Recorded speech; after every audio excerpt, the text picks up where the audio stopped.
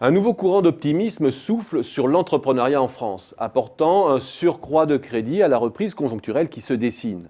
Une nouvelle génération de patrons, portant jean, ayant définitivement abandonné la cravate, émerge dans les médias, parlant révolution, parlant crowdfunding, coworking et abandonnant le discours génial sur l'enfer réglementaire et fiscal que serait la France.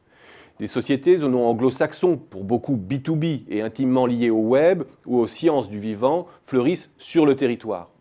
Nos écoles de commerce se font également l'écho de cette nouvelle aspiration des générations Y et bientôt Z à tenter l'aventure de la création. Elles développent de nouveaux programmes en ce sens.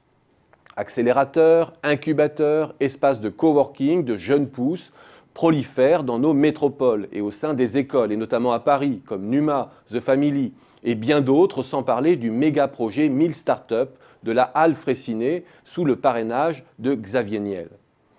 Les récentes introductions au Nasdaq de Criteo, des sociétés de biotechnologie DBV ou Collectis semblent couronner cette nouvelle vague. Mais de la petite histoire à la grande, il y a un pas. Et sorti du bruit médiatique, difficile d'étayer solidement la tendance. D'abord, parce que la notion de start-up n'a pas de définition statistique. On évoque 8 à 15 000 start-up en France. Est-ce beaucoup? Est-ce peu? Difficile à dire.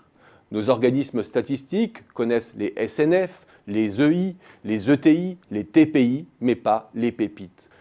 Si le mouvement fait masse, je devrais en trouver quelques traces dans les données de création d'entreprises. Or, à part l'explosion du micro-entrepreneuriat qui recouvre des réalités très différentes et beaucoup de projets sans ou avec très peu de chiffre d'affaires, on ne peut rien dire.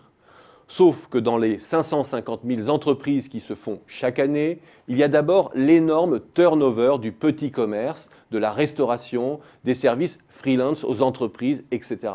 Et même si demain, la France créait 10 000 startups à fort potentiel par an, cela serait noyé dans la masse et ne représenterait que 2% des flux total de création. Même échec lorsque l'on isole le secteur de l'information-communication emblématique de la nouvelle économie. Mais là encore, on ne voit rien et c'est normal. Nos startups essaiment dans tous les secteurs, révolutionnant les process et les usages dans la santé, l'éducation, les services à la personne, le commerce, les services aux entreprises. L'économie du web n'a pas de frontières.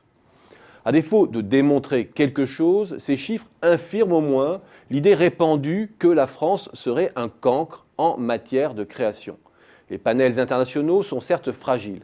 Regardons néanmoins la proportion d'emplois créés par les nouvelles entreprises entrantes en pourcentage de l'emploi des entreprises en place selon Eurostat. Et l'on voit alors que la France n'est en rien un pays à part, et surtout que le turnover est tout autant un indicateur d'instabilité et de retard de développement que de performance entrepreneuriale. Il y a aussi les enquêtes d'opinion. Je pourrais en exhiber une multitude à l'appui du renouveau de l'esprit entrepreneurial. Mais faute d'homogénéité dans les questions posées, faute aussi de suivi dans le temps, impossible d'extraire une tendance.